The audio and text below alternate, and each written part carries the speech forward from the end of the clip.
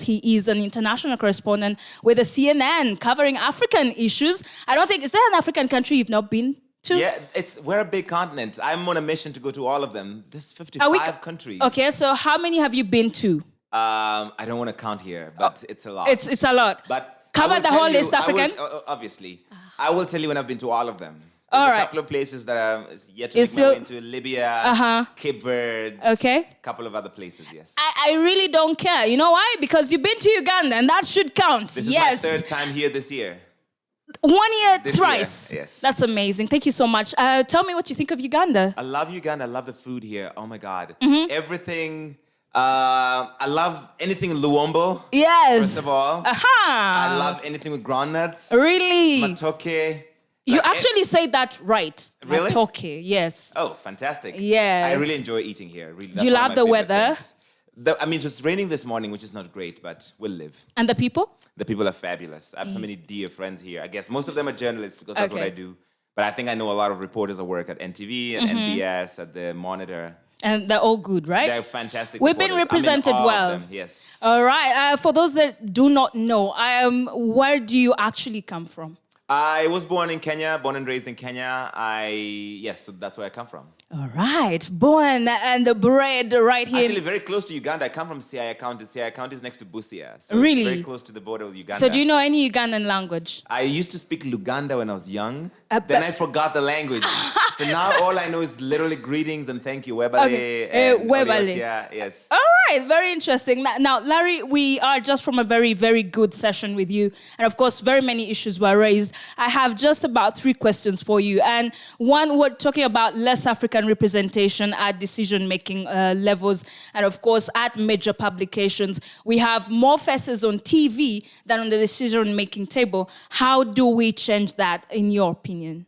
I think that's certainly a problem, that even though we have more Africans telling African stories on major global publications and outlets, we still don't have enough Africans in those editorial making decisions, tables, so that the actual editors and executive producers and people who have commissioning budgets to tell African stories are sometimes people who've never been to Africa. True. And so their understanding of the continent is based on what they read or they saw somewhere else, and it's not always the right perspective, the right framing. And that's a work in progress. It won't change overnight.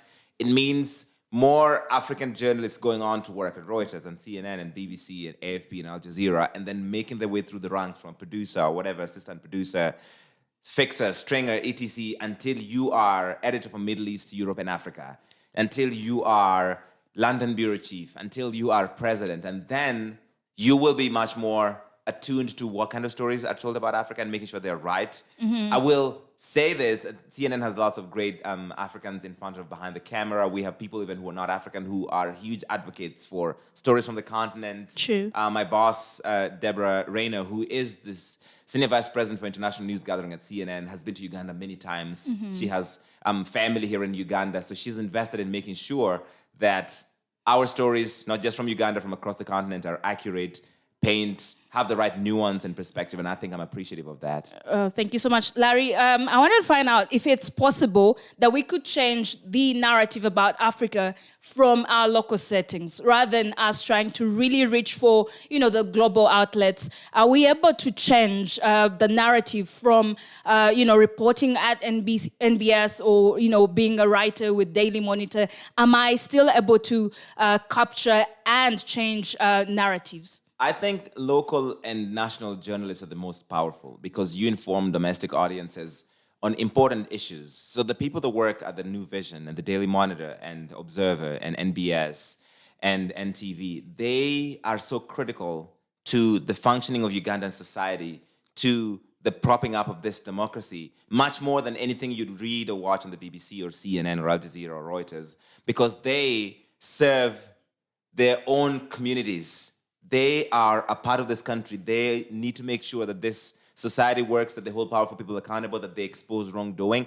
And therefore, their reporting, their storytelling is so critical to making sure that they have a functioning democracy, that they have a society that calls out wrongdoing, that makes sure that if something is not going right, it's in the front pages of the papers, leading Entebbe Kaungezi. Yes. That's much more important. Interesting. You're a gentleman and you've been to so many, media houses and Traverse. How do we get women more representation, especially not just as hosts and beautiful ladies, no doubt, but how do we then make sure that ladies are more apparent in decision-making in boardrooms and editorial policies? I think there needs to be an actual concerted effort to make sure that journalism attracts women at entry level, because it's when you come in as an intern and there's a career progression path for you, that you can come from intern to CEO to managing editor, and that when you are having trouble in the newsroom with sexism, sexual harassment,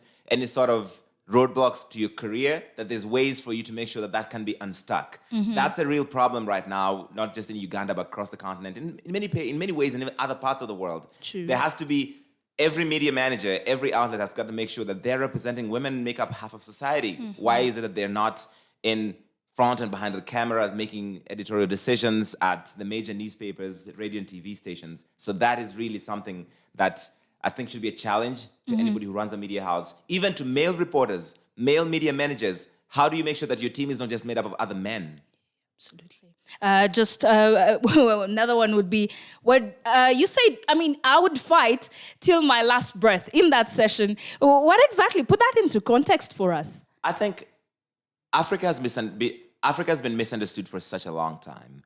And growing up, reading about and hearing about Africa, lots of the stories were from other Western outlets, but they were not by Africans. So the work that people like Nancy Kachungira and Edith Kimani and others do, Alan Kasuja, love Alan Kasuja. Yes. That the work they do in making sure that we are at the table, that we tell positive, accurate stories about the continent and not just the negativity, is so important. And that, for me, this cottage industry of misunderstanding Africa has been going on for a long time, and we're here to disrupt it. We're here to make sure that Africans are seen like proper three-dimensional human beings. And that's why I will fight for it to my last breath, to make sure that every time I open my mouth on a platform that goes out around the world, I am centering Africans and telling the right narratives and centering the right heroes. I love Africans that love Africa. Larry, one word to describe Africa. One word. Energy. Because the energy in this continent, everywhere I go, is just incredible. I was here for the New Year's Eve and into New Year, by the way, into 2022. And the energy was crazy. Yep. And every time I come back to Kampala, I'm just like, I could live here. Yeah, I it's could the live energy. here. We're Yes. just a ball of energy. How do we get more Larrys?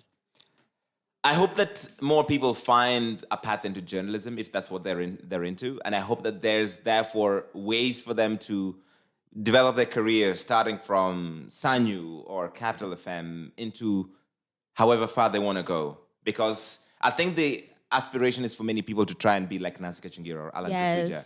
But there's just as equally important, powerful journalists here. I'm a huge fan of Raymond Mujuni and Darren Cheyune and Solomon Serwanja, who remain here and do important work for local audiences to make sure that your society functions, that they speak and they hold power to account. Yes. And they're doing important work. And there should be more ways for them to mentor the next generation of journalists. There should be ways for them to make sure that they handhold and lead people into this path. Because I think journalism is such a blessing. It's such an incredible job, and I can't imagine doing anything else.